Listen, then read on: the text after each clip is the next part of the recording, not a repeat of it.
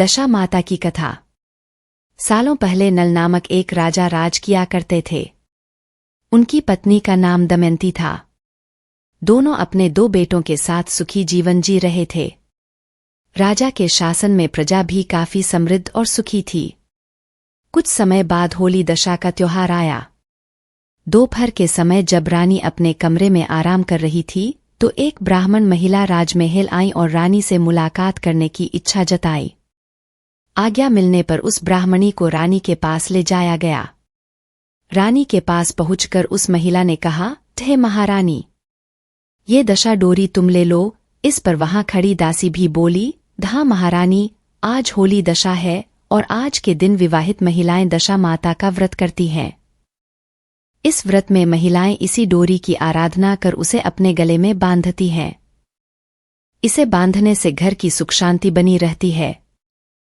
दासी की इस बात को सुनने के बाद रानी दमयंती ने उस डोरी की पूजा कर उसे अपने गले में बांध लिया। कुछ दिन बीतने के बाद राजा नल ने अपनी पत्नी के गले में उस डोरी को बंधा देखा। उसे देखते ही राजा ने अपनी पत्नी से पूछा, हे प्रिय, आपके पास इतने सोने के हार होने के बावजूद इस डोरी को क्यों बांध रखा है? रानी दमयंती राजा के सवाल का जवाब दे पाती कि इससे पहले ही राजा ने उनके गले से डोरी निकालकर फेंक दी।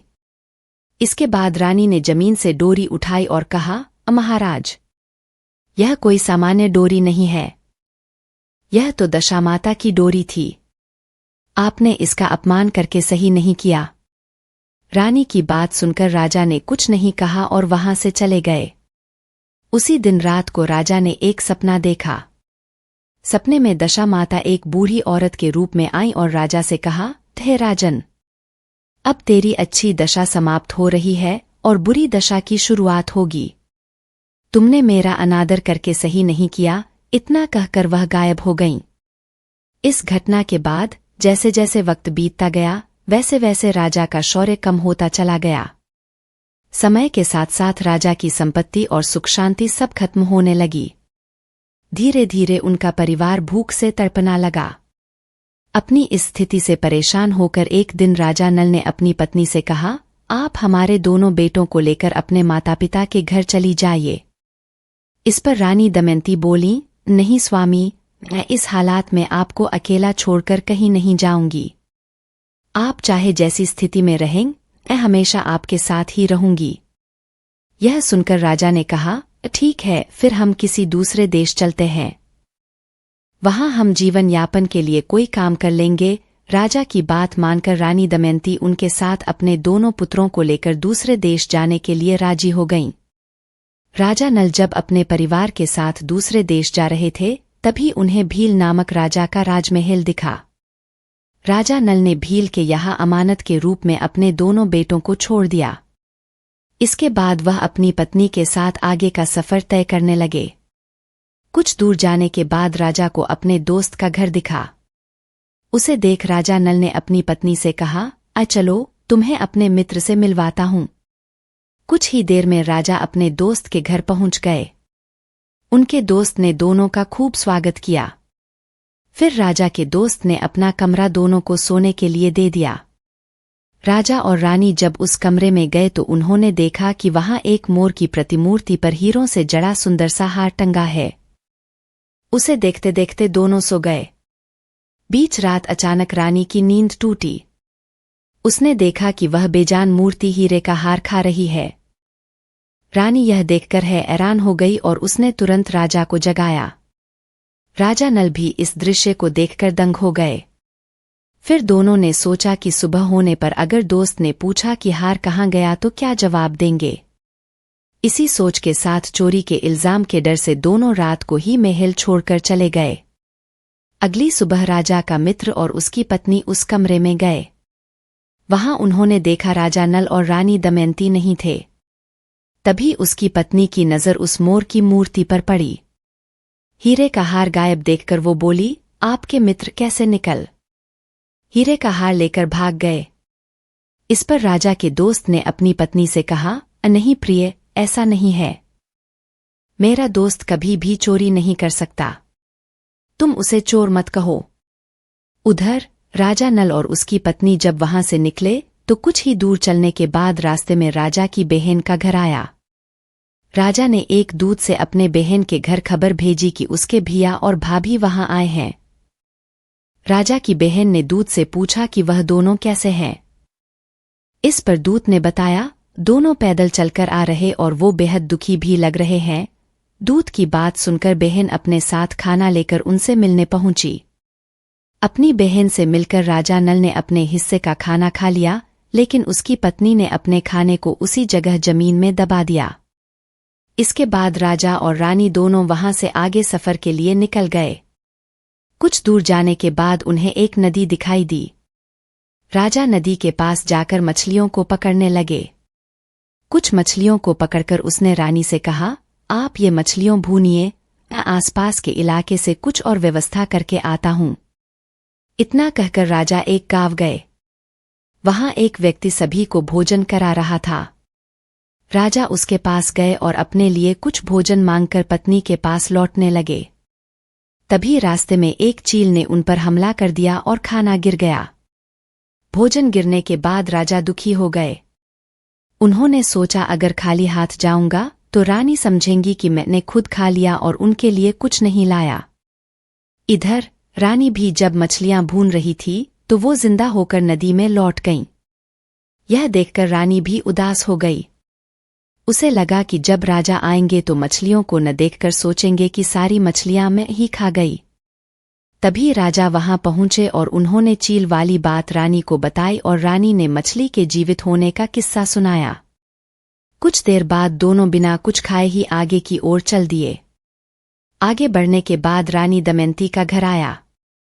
यह देख राजा ने अपनी पत्नी से कहा, तुम्हारा मायका आ गया है, हम दोनों यहाँ कोई काम ढूंढ लेते हैं। रानी ने सिर हिलाते हुए राजा को सहमति दी। कुछ ही दिनों में रानी एक राजमहल में दासी का काम करने लगी और राजा नल भी पास की ही एक तेल की दुकान में लग गए। ऐसे ही दिन बीतते चले गए और होली दशा का त्योहार दोबारा आ गया।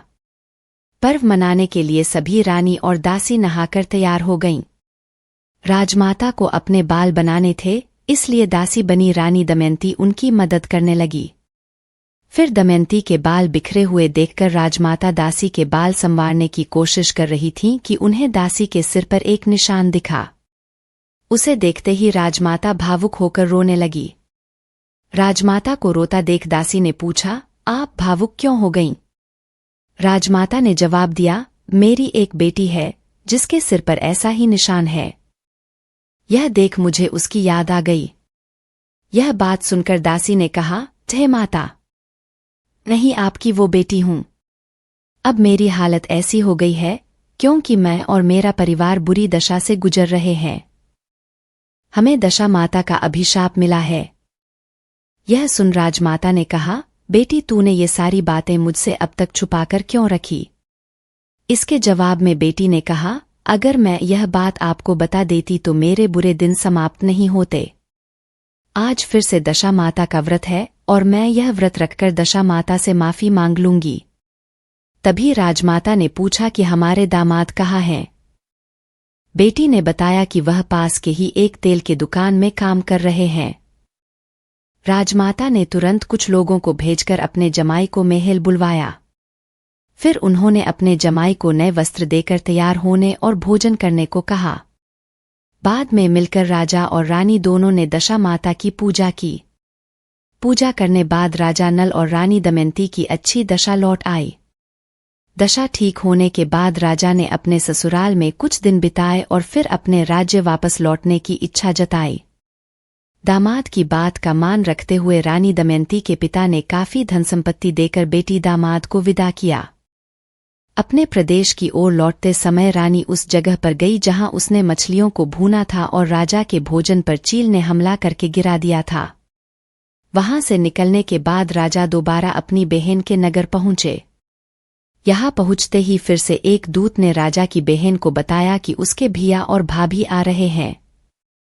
बहन ने उस दूत से उनका हालचाल जाना। इस पर दूत ने बताया, दोनों की दशा अच्छा है और वो खुश लग रहे हैं। यह सुनकर राजा की बहन मोतियों से भरी थाल लेकर भैया और भाभी से मिलने पहुंची। राजा की बहन को आता देख रानी ने धरती माता से विनती की और अपनी अमानत को वापस मांगा। फिर वह उस जमीन को खोदने लगी जहां उसने जाते समय रोटी और कांदा गाड़ा था।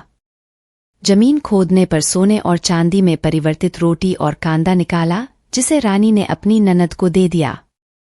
अपनी बहन से मुलाकात करने के बाद राजा और रानी उसी मित्र के घर पहुंचे जिसने उन्हें सबसे पहले शरण दी थी। यहाँ उस मित्र ने पहले की तरह ही राजा और रानी की मेहमान नवाजी की। साथ ही रात में सोने के लिए दोनों को वही कमरा दिया जो पहले दिया था। राजा को उस रात नींद नहीं आई और वह मोर की प्रतिमा द्वारा हार निगलने वाली बात के बारे में सोचता रहा। तभी उसने देखा कि वो मोर निगले हुए हीरे के हार को उगल रहा है। उसने तुरंत अपने दोस्त और उसकी पत्नी को जगाया और वह दृश्य दिखाया। यह देख दोनों दंग रह गए। तब राजा ने कहा, अमित्र, तुम्हारे हार को इस मोर ने खाया था और तुमने सोचा होगा कि इसे हम चुराकर भाग गए। अपने दोस्त को सच्चाई बताने के बाद राजा और रानी महाराज भील के पास पहुंचे और अपने बेटों को वापस मांगा। यहाँ राजा भील ने उन्हें लौटाने मना कर दिया। इस पर गांव के लोगों ने कड़ा विरोध जताया, जिसके बाद राजा भील ने बेटों को लौटा दिया। फिर राजा नल और रानी दमयंती अपने बेटों के साथ नगर की ओर लौटने लगे। अपने राज्य पहुंचते ही वहां के लोगों ने धूमधाम से राजा का स्वागत किया। इसके बाद राजा पहले की ही तरह खुशी खुशी अपने परिवार और प्रजा के साथ जीवन व्यतीत करने लगे। कहानी से सीख, हमें कभी भी भगवान का अनादर नहीं करना चाहिए। ऐसा करने पर बुरे परिणाम झेलने पड़ सकते हैं।